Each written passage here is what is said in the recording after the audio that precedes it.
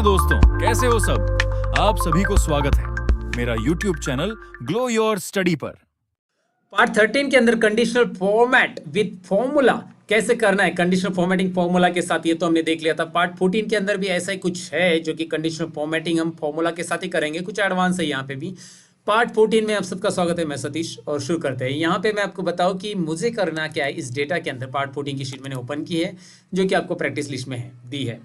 तो यहाँ पे मैं क्या करूंगा, अल्टरनेट रोज 2 नंबर रो हाईलाइट करना है मुझे, 4 नंबर रो हाईलाइट करना है मुझे, 6 नंबर मुझे, फिर 8 नंबर, फिर मुझे 10 नंबर, फिर 12, मुझे ऐसे अल्टरनेट रोज हाईलाइट करना है। एक रो छोड़ के एक रो अगर मुझे हाईलाइट करना है तो मुझे कंडीशनल फॉर्मेटिंग में एक फॉर्मूला लिखना पड़ेगा, लेकिन उस फॉर्मूला को समझना कैसे। और उसके साथ मैं 2 रो छोड़ के भी, मतलब एक पहले तो मैंने 1 रो छोड़ के एक हाईलाइट किया था, अभी मैं ये चाहूँगा कि 2 रो छोड़ के एक हाईलाइट हो जाए, तो ये भी हम कर सकते हैं। लेकिन पहले इन चीज़ों को समझो। एक फॉर्मूला होता है एक्सेल के अंदर, फॉर्मूला या फंक्शन बोल सकते हैं इसे। देखिए मैंने यहाँ पे रो टाइप किया, ये रो ओपन ब्रैकेट क्लोज ब्रैकेट, ये इतना ही करना है, एंटर करना है। जिस भी रो में आप टाइप करोगे उस रो का नंबर बताएगा। 3 नंबर रो में आपने टाइप किया, सपोज मैंने इसे 10 नंबर रो में टाइप किया, 10 नंबर रो, तो आपको देखने की ये जरूरत नहीं कि आप कौन से रो में टाइप करो, ऑटोमेटिक वो रो नंबर बता देगा, ये रो नंबर बताता है। यहाँ पे टाइप करो ये कौन सा रो है, मैंने नहीं देखा है, और मैं यहाँ पे टाइप करता हूँ तो मुझे मिल जाएगा 7 नंबर रो। चेक करो ये 7 नंबर रो में मैंने टाइप किया है। Are you getting guys? इस तरह से आप उसका रो नंबर फाइंड आउट कर सकते हैं। जो भी रो में आप लिखते हो उसका रो नंबर हमें पता चलता है। अच्छा, दूसरा एक फॉर्मूला मैं बताना चाहूंगा, मोड। ये आप शायद पहली बार सीख रहे होंगे एक्सेल में। ये जो है नंबर और डिविजर, यहाँ पे आपको नंबर टाइप करना है। सपोज मैंने 20 टाइप किया, और अगर उसको 20 को मैं 2 से डिवाइड, ये डिविजर रख देता हूँ मैंने, 2 से डिवाइड किया 20 को, तो ये कंप्लीट डिवाइडेशन जाएगा। मतलब अगर 10 इंटू 20, सॉरी 10 इंटू 2 हो जाएगा 20, तो 20 में रिमेनिंग पार्ट कुछ नहीं रहता है, 20 माइनस 20 जीरो हो जाएगा। मतलब क्या हो रहा है, दिखाई दे रहा है ना आपको। मोड से आपको ये पता चलता है कि डिविजर की जो वैल्यूज है वो कंप्लीटली डिवाइड कर रही है नंबर को या नहीं कर रही है। जैसे मैंने 20 को या फिर 10 को मैंने अभी यहाँ पे 3 ले लिया, 3 से कंप्लीट डिवाइड होता है क्या 10 को?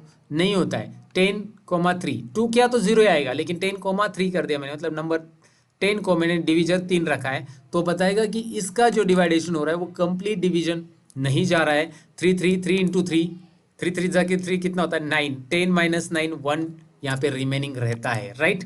ये तो आपको समझ में आया होगा कि अगर मैं कोई भी नंबर को यहाँ पे कोई भी नंबर डालता हूँ उसको कंप्लीटली, अगर मैंने 12 डाल दिया और डिवीजन मैंने 2 डाल दिया, तो वो कंप्लीट डिवाइड हो रहा है, तो क्या आएगा, मोड में से रिजल्ट आएगा 0।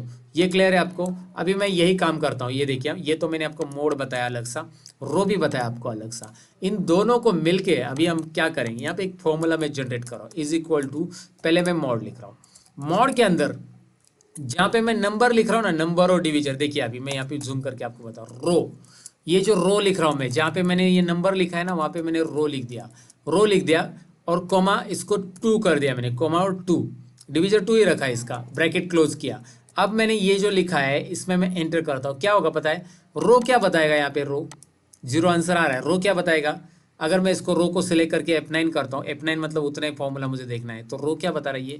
ये देखो, ये रो है, ये आंसर 2 आएगा। F9 कैलकुलेशन उतना ही बताता है ब्रैकेट के अंदर का, शायद मैंने पहले बताया आपको। ये एंटर कीजिए, यहाँ पे देखिए 0 आ रहा है, राइट।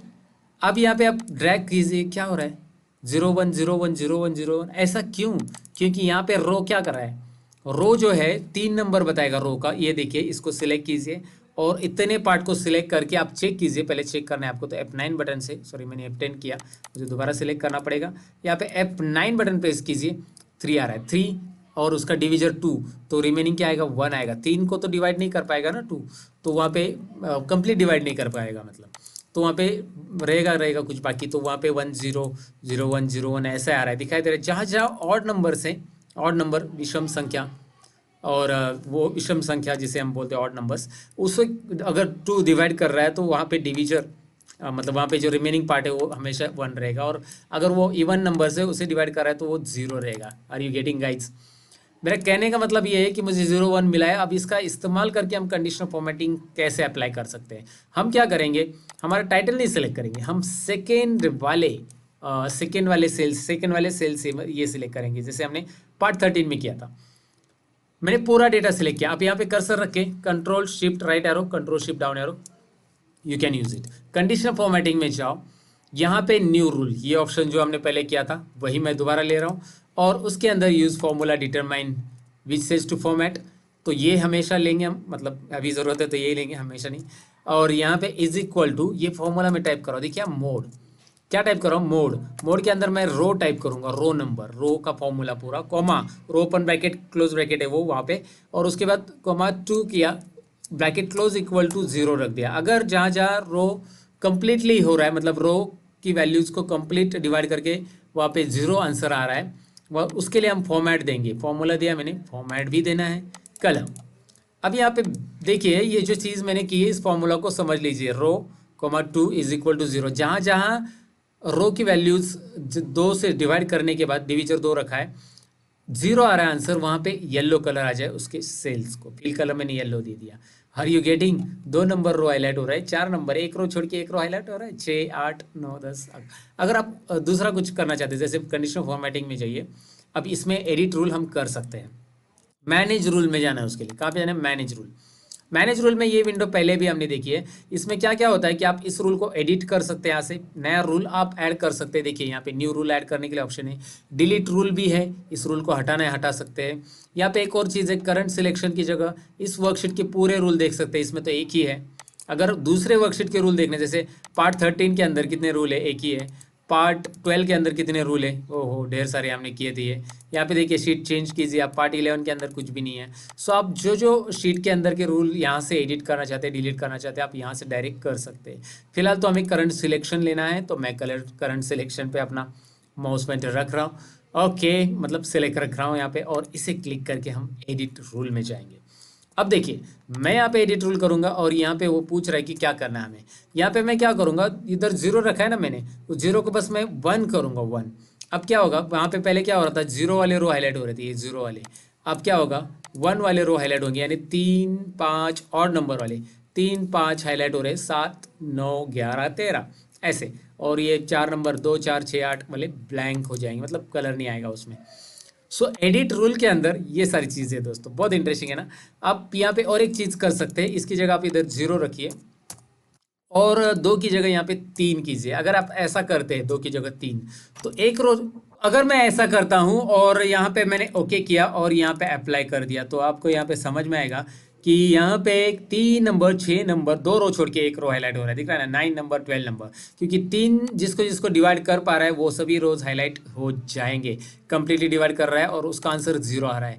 यहाँ पे बिल्कुल 1 मत लीजिएगा, 1 लिया ना आपने, सपोज 1 लिया तो अभी तो आंसर करेक्ट आएगा, लेकिन वैल्यू जब बड़ी बड़ी होती जाएगी तो वहाँ पे 3 जब 20 को डिवाइड करेगा तो वहाँ पे आंसर नहीं आएगा, वहाँ पे 2 आएगा, 1 इक्वल टू आएगा नहीं। तो इसलिए 1 मत ले लो। आप क्या करो, 1 के लिए देखो, अभी ये 4 के लिए आ रहा है, 7 के लिए आ रहा है, 10 के लिए आ रहा है, आगे चलकर शायद ये आएगा नहीं आएगा, लेकिन ये 0 का ठीक है।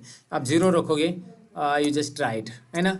यहाँ पे देखिए, तो आपको हाईलाइट कैसे करना है वो डिपेंड करता है, आपको ये फॉर्मेटिंग अप्लाई करना कैसे है उसके ऊपर, हाईलाइट कैसे करना मतलब। तो यहाँ पे मैं 0 नहीं, यहाँ पे 2 ही रख देता हूँ और इसे ओके कर देता हूँ। ये शीट आपके प्रैक्टिस के लिए देने वाला हूँ मैं, इसलिए इसे ये फॉर्मूला अप्लाई करके रख देता हूँ। क्लियर है। कंडीशन फॉर्मेटिंग यहाँ पे मैंने कंप्लीट कर दिया है, जितनी भी टॉपिक्स है कंडीशन फॉर्मेटिंग से रिलेटेड ये सब पार्ट 14 तक हमारा कवर हो चुका है। So guys thank you very much for watching this part. हम मिलते हैं पार्ट 15 के अंदर। Bye bye. अब थोड़ा रुक जाना, वीडियो अच्छी लगे तो लाइक शेयर और सब्सक्राइब करना मत भूलना। याद तो रहेगा ना? चलो चलते हैं, बाय।